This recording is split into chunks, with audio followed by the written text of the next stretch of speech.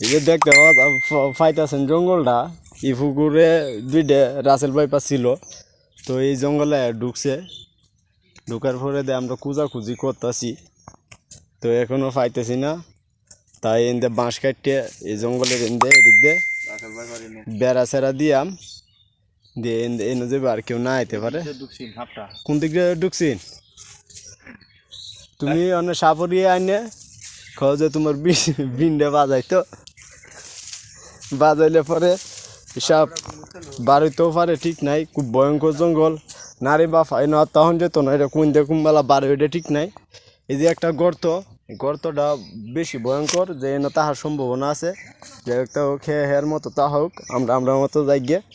আসলে এই রাসেল ভাইবার নামে কিন্তু হাঁফে নাই দুনিয়াতে, এটা বোধহয় হুদাই কইছে। আমরা জয় জঙ্গল হাইছি না, এই জঙ্গল যদি না তাই এই আপাতত